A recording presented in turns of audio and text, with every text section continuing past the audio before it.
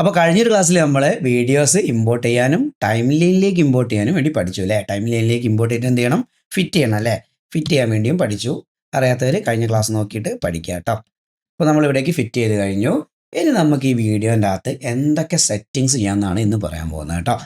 Okay, അപ്പോൾ നമുക്ക് വീഡിയോൻ്റെ ടൈം ലൈൻ്റെ അകത്തേക്ക് വരാം. ടൈം ലൈൻ്റെ അകത്ത് നമുക്ക് കുറച്ച് കാര്യങ്ങളൊക്കെ കാണാൻ പറ്റും. ഈ ലെഫ്റ്റ് സൈഡിലുള്ള ഇത്രയും ഭാഗങ്ങൾ നമുക്ക് എന്താണെന്ന് നോക്കാം അല്ലേ. ഈ ലെഫ്റ്റ് സൈഡ് കാണുന്ന ഫസ്റ്റ് ഐക്കണാണ് ഒരു കണ്ണിൻ്റെ ഐക്കൺ ഉണ്ടോ? അപ്പോൾ നിങ്ങൾക്ക് കണ്ടാൽ തന്നെ മനസ്സിലാകും കണ്ണിൻ്റെ ഐക്കൺ എന്തിനാണ്? ഹൈഡ് ചെയ്യുക, അൺഹൈഡ് ചെയ്യുക. എന്താ ഉദ്ദേശിക്കുന്നത്? കാണാതെ ആക്കുക, പിന്നെ കാണിക്കുക. Hide, unhide. ഈസി അല്ലേ? ഇപ്പോൾ ഞാനൊരു വീഡിയോയും കൂടെ ഇവിടേക്ക് ആഡ് ചെയ്യാണ്. 2 വീഡിയോ ആഡ് ചെയ്തു. ഓക്കെ, ഇപ്പോൾ താഴെയുള്ള വീഡിയോ കാണണമെങ്കിൽ എനിക്ക് എന്ത് ചെയ്യാം? മേലുള്ള ഈ ലെയർ, അതായത് മേലെ ലെയറുള്ളവനാണ് എപ്പോഴും ഈ വ്യൂവറിൻ്റെ അകത്ത് കാണുക കേട്ടോ. ആ കാര്യം മനസ്സിലാക്കി വെക്കണം. എപ്പോഴും ഓർത്ത് വെക്കേണ്ട കാര്യമാണ് കേട്ടോ. താഴെ ലെയറുള്ളവനെ കാണൂല. കാരണം എന്താണ്? മേലെ ലെയറുള്ളവന് താഴെയുള്ളവനെ മറയ്ക്കും അല്ലേ. അത് കാരണം മേലെ ഉള്ളവനാണ് എപ്പോഴും വ്യൂവറിൻ്റെ അകത്ത് കാണുക. ഇവനാണ് പ്രയോറിറ്റി കൂടുതൽ. താഴേക്ക് വരുന്നതിന് പ്രയോറിറ്റി കുറഞ്ഞു വരും. ഓക്കെ, ഇനി ഈ രണ്ടാമത്തെ ലെയർ കാണണമെങ്കിൽ എന്ത് ചെയ്യണം? ജസ്റ്റ് ഒന്ന് കാണണം. എന്താണ് താഴെയുള്ളത് കാണണമെങ്കിൽ മേലത്തെ ലെയർ ജസ്റ്റ് ഒന്ന് ഇവിടെ ഹൈഡ് ചെയ്ത് കൊടുക്കുക. അതായത് ഏത് ലെയറിനെയാണോ ഹൈഡ് ചെയ്യേണ്ടത് അവൻ്റെ ആ കണ്ണടിക്കുക കേട്ടോ. കണ്ണടിച്ച് കഴിഞ്ഞാൽ താഴെയുള്ളവനെ കാണാൻ പറ്റും. ആ കണ്ണ് ഓഫായി കഴിഞ്ഞാൽ പിന്നെ അവനെ കാണൂല. കണ്ടോ? രണ്ടുപേരെയും കാണൂല. ഓക്കെ, അപ്പോൾ അതാണ് ആദ്യത്തെ icon, hide or unhide. Okay, തൊട്ടിപ്പുറത്തൊരു ഓഡിയോ ഐക്കൺ കണ്ട് സിമ്പിളാണ്. നിങ്ങൾക്ക് ആലോചിച്ചാൽ തന്നെ മനസ്സിലായില്ലേ? ഓഡിയോ വേണോ വേണ്ടല്ല, നമുക്കത് ഓഫ് ചെയ്യാം, ഓൺ ചെയ്യാം. പിന്നെ അതിൻ്റെ തൊട്ടിപ്പുറത്തൊരു ഡോട്ട് ഉണ്ട്. ആലോചിച്ചാൽ പോലും കിട്ടൂല എന്താ ഇപ്പോൾ ഇതേ ഒരു ഡോട്ട്. അതിൻ്റെ മേലെ വെച്ച് നോക്കിയാൽ നമുക്ക് സോളോ എന്ന് കാണാൻ പറ്റും. സോളോ എന്ന് കേട്ടാൽ കുറച്ച് പേരെങ്കിലും മനസ്സിലാവും അല്ലേ. എന്താണ് സോളോ? അതായത് ഒരുത്തം മതി എന്നുള്ളത്. ഇപ്പം ഞാൻ എന്ത് ചെയ്യാണ്? ഈ അൺഹൈഡും ഹൈഡും ഒന്നും ചെയ്യുന്നില്ല. എനിക്ക് താഴെയുള്ളവനെ മാത്രം കാണണമെങ്കിൽ ഇനി ഒരുപാട് ലേയേഴ്സ് ഉണ്ട്. കോമ്പോസിഷൻ എന്ന് പറഞ്ഞാൽ അറിയാലോ, ഒരുപാട് ലേയേഴ്സിൻ്റെ ഒരു കളിയാണ് കേട്ടോ. ഈ 1, 2 ഒന്നല്ല, 10, 20, 50 ലെയറൊക്കെ ചിലപ്പോൾ ചിലർക്ക് ഉണ്ടാവും.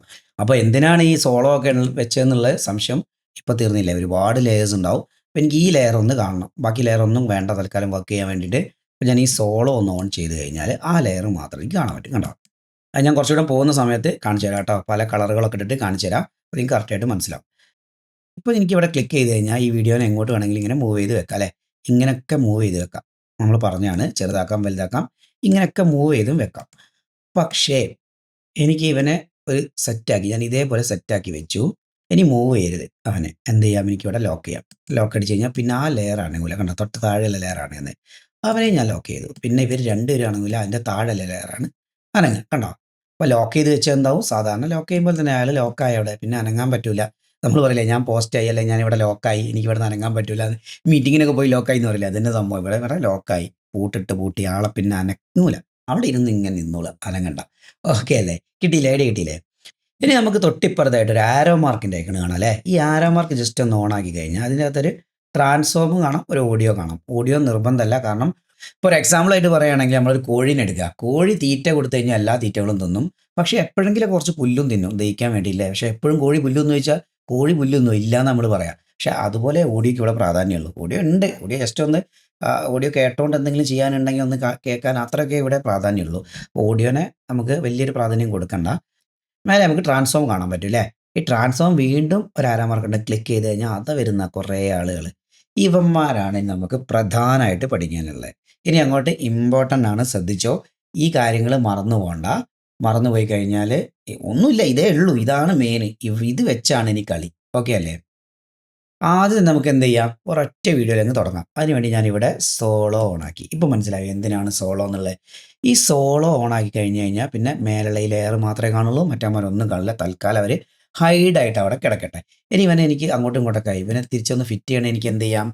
ഷിഫ്റ്റ് കമാൻഡ് ഓപ്ഷൻ എച്ച്, കണ്ടോ? ഫിറ്റായി. ഓക്കെ, ഇനി എനിക്ക് ഇവൻ്റെ പൊസിഷൻ ഒന്ന് അഡ്ജസ്റ്റ് ചെയ്ത് വെക്കണം. നേരത്തെ പോലെ ഇങ്ങനെ നീക്കി വെക്കാം, പക്ഷേ എനിക്ക് ഇവിടെയും നീക്കി വെക്കാം. എങ്ങനെയാണ്? ഇവിടെ പൊസിഷൻ കണ്ടോ? പൊസിഷൻ, ഈ പൊസിഷൻ്റെ അകത്ത് ആങ്കർ പോയിന്റ് അല്ല, അത് ലാസ്റ്റാണ് പറയാം. പൊസിഷൻ്റെ അകത്ത് ക്ലിക്ക് ചെയ്യുക, വലത്തോട്ട് നീക്കിയാൽ വലത്തോട്ട് നീങ്ങും. കണ്ടോ? കറക്റ്റായിട്ട് നീങ്ങും. പകരം ഞാൻ ഈ മൗസ് കൊണ്ട് ഒന്ന് ഇങ്ങനെ എടുത്ത് വെച്ച് നോക്കട്ടെ. കണ്ടോ? അങ്ങോട്ടും ഇങ്ങോട്ടും അഡ്ജസ്റ്റ് ആക്കി വെക്കണം. ഞാൻ അത്ര എക്സ്പേർട്ടായ ഒരാളായതുകൊണ്ട് കറക്റ്റ് വെക്കാൻ പറ്റുന്നില്ല എന്നേ ഉള്ളൂ.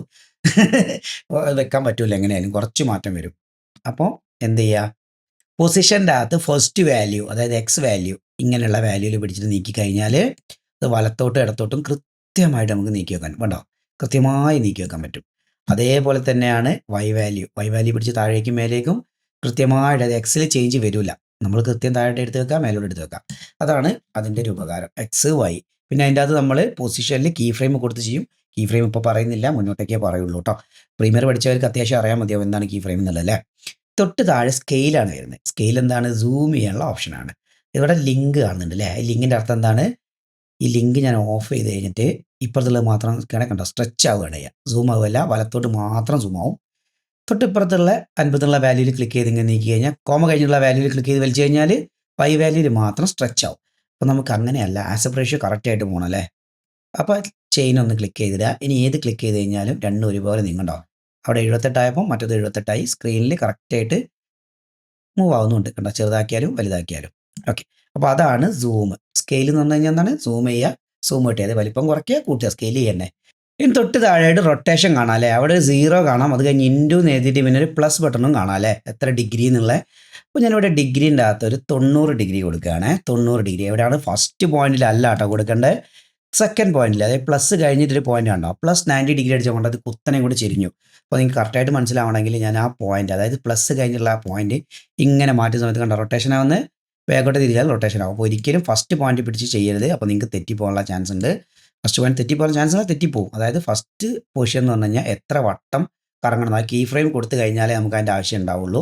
ഇപ്പം നമുക്ക് എന്ത് ചെയ്യാം, ആ ഇൻറ്റു കഴിഞ്ഞ ശേഷമുള്ള പ്ലസ്സിന് ശേഷം എത്ര ഡിഗ്രി ചിരിക്കണം എന്നുള്ള ഇതേപോലെ റൊട്ടേറ്റ് ചെയ്യാം. നമുക്ക് എത്ര ഡിഗ്രി വേണമെങ്കിലും റൊട്ടേറ്റ് ചെയ്ത് വെക്കാം.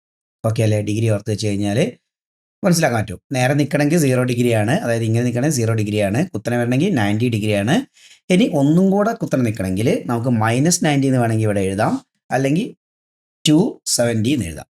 അപ്പോഴും അത് റൊട്ടേറ്റ് ആവും. കണ്ടോ, ഡിഗ്രി ഒക്കെ നിങ്ങൾ സ്കൂളിൽ പഠിച്ചിട്ടുണ്ടാവും അല്ലേ. ഇല്ലെങ്കിൽ ജസ്റ്റ് ഒന്ന് ഗൂഗിൾ ചെയ്ത് നോക്കുക, ഡിഗ്രി പൊസിഷൻസ് ഒക്കെ എങ്ങനെയാണ് വരിക എന്നുള്ളത്. അപ്പോൾ നിങ്ങൾക്ക് അത് ഓരോ ഡിഗ്രികളും പഠിക്കുക കേട്ടോ. അപ്പോൾ അതിനൊരു ഐഡിയ കിട്ടും. അപ്പോൾ ചുരുക്കി പറഞ്ഞു കഴിഞ്ഞാൽ കുത്തനെ ആക്കണമെങ്കിൽ 90 ആക്കുക. പിന്നെ ഇപ്പോൾ ഞാൻ കാണിച്ചു തരാം. ഇവിടെ 90 ആക്കുകയാണെങ്കിൽ കണ്ടോ ഇങ്ങനെയാണ് കുത്തനാവുക, പക്ഷേ മേലോട്ടല്ലേ നിൽക്കുന്നത്. അപ്പോൾ ഈ മേൽഭാഗം താഴോട്ടാക്കണമെങ്കിൽ എന്ത് ചെയ്യണം? ഒന്നെങ്കിൽ നമുക്കിവിടെ -90 എന്ന് കൊടുക്കാം, അപ്പോൾ അത് തിരിഞ്ഞ് നിൽക്കും. ഇല്ലെങ്കിൽ എന്ത് ചെയ്യുക, 270 270 കൊടുത്തു കഴിഞ്ഞാലും തിരിഞ്ഞ് നിൽക്കും. കണ്ടോ, ഇങ്ങനെ റൊട്ടേറ്റ് ചെയ്ത് വെക്കാം. ഇല്ലെങ്കിൽ വെറുതെ തിരിച്ചു നോക്കിയാലും മതി, ഇവിടെ ക്ലിക്ക് ചെയ്ത് തിരിച്ചു നോക്കിയാലും മതി. ഇനി നമുക്ക് കുത്തനെ തിരിഞ്ഞ് വട്ടത്തിൽ നിൽക്കണമെങ്കിൽ എന്ത് ചെയ്യാം, ഇവിടെ 180 കൊടുക്കാം കേട്ടോ. 180 ഡിഗ്രി എന്ന് പറഞ്ഞാൽ നേരെ തിരിഞ്ഞ് നിൽക്കും. കണ്ടോ മേലേക്ക്. അതിൻ്റെ അർത്ഥം വീഡിയോ ഫ്ലിപ്പായി എന്നല്ല, അതിൻ്റെ അർത്ഥം എന്താണ്, വീഡിയോ ഇങ്ങനെ റൊട്ടേറ്റ് ചെയ്ത്, അതായത് ഇങ്ങനെ കറങ്ങി ഇങ്ങനെ വന്ന് നിന്നു എന്നാണ് കേട്ടോ 180 ഡിഗ്രീൻ്റെ അർത്ഥം. ഓക്കെ, പിന്നെ അതിൻ്റെ താഴെയായിട്ട് ഒപ്പാസിറ്റി കാണാൻ പറ്റും. ഇത് കുറച്ച് കഴിഞ്ഞാൽ ഇതിൻ്റെ ട്രാൻസ്പെറൻസി കൂടൂലേ, അതായത് മങ്ങി പോവുക എന്നല്ല അതിൻ്റെ അർത്ഥം, താഴെയുള്ളവനെയും കൂടെ കാണാൻ പറ്റും. അപ്പോൾ ഞാൻ രണ്ടാമത്തെ ആളെയും കൂടി സോളോ ഒന്ന് ഓൺ ചെയ്യാണ്. അപ്പോൾ രണ്ടുപേരും കൂടി സോളോ ആയപ്പോൾ ഞാൻ തൊട്ട് താഴെയുള്ള വീഡിയോ കാണാൻ പറ്റുന്നുണ്ട് അല്ലേ. അതായത് ഒന്നാമത്തെ വീഡിയോൻ്റെ ഒപ്പാസിറ്റി അഡ്ജസ്റ്റ് ചെയ്ത് കഴിഞ്ഞാൽ കുറച്ച് കൊണ്ടുവന്നു കഴിഞ്ഞാൽ രണ്ടാമത്തെ വീഡിയോ കാണാം. ഇതൊക്കെ നമ്മൾ ബേസിക് പ്രീമിയറിൽ പറഞ്ഞുകൊണ്ട് ഇനി പറയണമല്ലോ, ഓപ്പോസിറ്റ് നിങ്ങൾക്ക് അറിയാവുന്ന കാര്യമല്ലേ, എല്ലാ സോഫ്റ്റ്വെയറിലും വരുന്നതാണ്. ഓപ്പോസിറ്റ് 100 ഇട്ട് കഴിഞ്ഞാൽ എന്ത് സംഭവിക്കും, ഫുള്ളായിട്ട് കാണും. 0യിലേക്ക് കൊണ്ടുവന്ന് വെച്ചാൽ ആ വീഡിയോൻ്റെ കുറഞ്ഞ് ഒന്ന് 0യിൽ എത്തുന്ന സമയത്ത് അവനെ കാണില്ല. അതാണ് ഒപ്പാസിറ്റി എന്ന് ഉദ്ദേശിക്കുന്നത്. ഇനി നമുക്കിവിടെ ഒരു ആങ്കർ പോയിന്റ് എന്ന് പറഞ്ഞ ഒരാളും കൂടെ ഉണ്ട്. ആങ്കർ പോയിന്റ് ഇമ്പോർട്ടൻ്റ് ആയിട്ടുള്ള ഒരാളാണ് ആങ്കർ പോയിന്റ്. അത് ഞാൻ കറക്റ്റായിട്ട് ഇവിടേക്ക് മനസ്സിലാവുന്ന ഒരാളെ ആഡ് ചെയ്യാണ്. ആങ്കർ പോയിന്റ് ഇമ്പോർട്ടൻ്റ് ആയിട്ടുള്ള സാധനമാണ്. ഞാൻ ഇവിടേക്ക് ജസ്റ്റ് ഈ ഒരു ആരോ മാർക്കിനെ ഇമ്പോർട്ട് ചെയ്യാണ്. ആരോ മാർക്ക് ഇട്ട് കാണിച്ചു കഴിഞ്ഞാൽ കറക്റ്റായിട്ട് മനസ്സിലാവും. ആരോ മാർക്കിനെ ഇവിടേക്ക് ആഡ് ചെയ്തു. ഇപ്പോൾ നോക്കിയാൽ നമ്മൾ നേരത്തെ പോലെ ട്രാൻസ്ഫോം ഓണാക്കി. ഇവിടെ ഓഡിയോ ഇല്ലാത്തതുകൊണ്ടാണ് താഴെ ഓഡിയോ കാണിക്കാത്തത് കേട്ടോ. ഇതൊരു ജസ്റ്റ് ഫോട്ടോ അല്ലേ. ഇപ്പോൾ ഇതിൻ്റെ അകത്ത് നിങ്ങൾക്ക് കാണാൻ പറ്റും, ഇവിടെ ഒരു പോയിന്റ് ഉണ്ടോ, ഇവനാണ് ആക്ച്വലി ആങ്കർ പോയിന്റ്. ഇവനെ പിടിച്ചുകൊണ്ട് നമുക്ക് ഇവനെ എവിടേക്ക് വേണമെങ്കിലും കൊണ്ടുവെക്കാം. ഇവന് സെൻറ്ററിലാണ് ഉള്ളത് അല്ലേ. അപ്പോൾ ഞാൻ ഈ ആങ്കർ പോയിന്റ് ലേശം ഒന്ന് മാറ്റുകയാണ്. ഇവിടെ ഒന്ന് ക്ലിക്ക് ചെയ്ത് ഇങ്ങോട്ട് നീക്കി കഴിഞ്ഞാൽ ആങ്കർ പോയിന്റ് ഇവിടേക്ക് മാറി. ഇനി ആങ്കർ പോയിന്റ് ഇങ്ങോട്ടേക്ക് മാറ്റി വെക്കാം. അപ്പോൾ ഈ ആങ്കർ പോയിന്റ് ഇങ്ങോട്ട് മാറ്റി വെച്ചാലുള്ള ലാഭം എന്താണ്? ഇപ്പോൾ ആങ്കർ പോയിന്റ് സെൻറ്ററിൽ ഇരിക്കുന്ന സമയത്ത് ശ്രദ്ധിച്ചോട്ടോ, ഞാനിവിടെ റൊട്ടേഷൻ ഒന്ന് ചെയ്യാൻ പോവുകയാണ്. റൊട്ടേഷൻ ചെയ്യുന്ന സമയത്ത് കണ്ടോ കൃത്യമായിട്ട് അവനൊരു ക്ലോക്ക് പോലെ നടുക്കാണ് കറങ്ങുന്നത്. ഓക്കെ അല്ലേ. ആങ്കർ പോയിന്റ് കാണാൻ നിങ്ങൾക്ക് ഒരു ക്ലോക്കിലെ സൂചി പോലെ കറക്റ്റിൽ നടുക്ക് കറങ്ങുകയാണ്. പക്ഷേ ഞാൻ ഈ ആങ്കർ പോയിന്റിനെ ഇവിടുന്ന് മാറ്റി ആങ്കർ പോയിന്റിനെ ഇങ്ങനെ ലെഫ്റ്റിലേക്ക് കൊണ്ടുവന്നു. ഇനി ഞാനൊന്ന് റൊട്ടേറ്റ് ചെയ്യാൻ പോവുകയാണ്. റൊട്ടേഷൻ്റെ അത് ശ്രദ്ധിച്ചോ. ഇനി ആരോ മാർക്ക് എങ്ങനെയാണ് കറങ്ങുക, ആങ്കർ പോയിന്റിനെ ബേസ് ചെയ്തുകൊണ്ട് ഒരു പെൻഡുലം പോലെ അല്ലേ. നേരത്തെ സൂചി പോലെയാണെങ്കിൽ ഇപ്പോൾ ഒരു പെൻഡുലം പോലെ കറങ്ങാൻ തുടങ്ങി. അതായത് എവിടെയാണോ ആങ്കർ പോയിന്റ് ഇരിക്കുന്നത് അവിടെയാണ് ആക്ഷൻ വരിക. കണ്ടോ, അവിടെ വെച്ച് കറങ്ങുകയാണ് അല്ലേ. ഇനി റൊട്ടേഷൻ്റെ കാര്യത്തിൽ മാത്രമാണോ ചോദിച്ചാൽ റൊട്ടേഷൻ്റെ കാര്യത്തിൽ മാത്രമല്ല, സ്കെയിലിങ്ങിൻ്റെ കാര്യത്തിലൊക്കെ അങ്ങനെയാണ് വരുന്നത്. സ്കെയിലിംഗ് മനസ്സിലാവണമെങ്കിൽ വേറെ വീഡിയോ ഇടാം. അപ്പോൾ ഇവിടെ നിങ്ങൾക്ക് കാണാൻ പറ്റും ആങ്കർ പോയിന്റ് സെൻറ്ററിലാണ് ഇരിക്കുന്നത് അല്ലേ. ഇനി നമുക്കിത് ഓപ്പൺ ചെയ്തിട്ട് ട്രാൻസ്ഫോം ഏത് വീഡിയോ ആണോ അതിൻ്റെ തന്നെ ചെയ്യണം കേട്ടോ. വേറെ വീഡിയോൻ്റെ ചെയ്ത് കഴിഞ്ഞാൽ ഇവിടെ മാറ്റം വരില്ലേ. ഓക്കെ, ശ്രദ്ധിക്കണേ അത്. അപ്പോൾ സ്കെയിലിൻ്റെ അകത്ത് ഞാനൊന്ന് സ്കെയിൽ ചെയ്യാണ്, അതായത് സൂം ചെയ്യാണ് കേട്ടോ. സ്കെയിൽ ചെയ്യുന്ന സമയത്ത് നടുക്കേക്കാണ് ആങ്കർ പോയിന്റ് എവിടെയാണ് ഇരിക്കുന്നത് അങ്ങോട്ടാണ് സൂം ചെയ്യുന്നത് കണ്ടോ. പക്ഷേ ഞാൻ ഇനി ആങ്കർ പോയിന്റ് ഒന്ന് മാറ്റാൻ പോവുകയാണ്. ആങ്കർ പോയിന്റ് ഇങ്ങോട്ട് വന്നു. ഇനി ഞാൻ സൂം ചെയ്യുകയാണെങ്കിൽ എന്ത് സംഭവിക്കും? സ്കെയിൽ കിട്ടുന്നതനുസരിച്ച് പശുവിൻ്റെ അടുത്തേക്കാണ് സൂം ആവുന്നത്. അതായത് ആങ്കർ പോയിന്റ് എവിടെയാണ് ഇരിക്കുന്നത് അവിടേക്കാണ് സൂം ആവുക, അവിടേക്കാണ് റൊട്ടേഷൻ, അതിനെ ബേസ് ചെയ്തുകൊണ്ടാണ് റൊട്ടേഷൻ വരിക. ഇത്രയും കാര്യങ്ങൾ ഓർത്ത് വെക്കുക. അപ്പോൾ ഇത്രയാണ് ഇതിൻ്റെ അകത്ത് വരുന്ന സെറ്റിങ്സുകൾ. എന്തൊക്കെയാണ്? ആങ്കർ പോയിന്റ് മാറ്റി വെക്കാം, പൊസിഷൻ മാറ്റി വെക്കാം, സ്കെയിൽ കൂട്ടാൻ കുറയ്ക്കാം, റൊട്ടേഷൻ കറക്കം അഡ്ജസ്റ്റ് ചെയ്യാം, ഒപ്പാസിറ്റി മാറ്റാം. ഇത്രയും കാര്യങ്ങൾ അതിൻ്റെ അകത്ത് ബേസിക് ആയിട്ട് വരുന്നത്. അടുത്ത ക്ലാസ്സിൽ ഇതിൻ്റെ അകത്ത് നമുക്ക് കീ ഫ്രെയിം കൊടുക്കുന്ന കാര്യം കൂടെ പറയാം. ഓക്കെ അല്ലേ? ഇനി നമുക്ക് ഈ വീഡിയോ ഒന്ന് പ്ലേ ചെയ്യണമെങ്കിൽ എന്ത് ചെയ്യാം? ജസ്റ്റ് സ്പേസ് അടിച്ച് കഴിഞ്ഞാൽ പ്ലേ ആവും കേട്ടോ. കണ്ടോ, സ്പേസ് ഞെക്കി പിടിച്ച് കഴിഞ്ഞാൽ ഹാൻഡിൻ്റെ ടൂളാണ് വരിക ഇങ്ങനെ എടുത്ത് വെക്കാനുള്ള. ജസ്റ്റ് സ്പേസ് ക്ലിക്ക് ചെയ്ത് വിട്ട് കഴിഞ്ഞാൽ പ്ലേ ആവും. കണ്ടോ, എല്ലാ സോഫ്റ്റ്വെയറിലും വരുന്ന ഷോർട്ട് കട്ട് തന്നെയാണ് സ്പേസ്. ക്ലിക്ക് ചെയ്ത് കഴിഞ്ഞാൽ ഇതേപോലെ വീഡിയോ പ്ലേ ആവും. ഓക്കെ അല്ലേ? ഈസി അല്ലേ?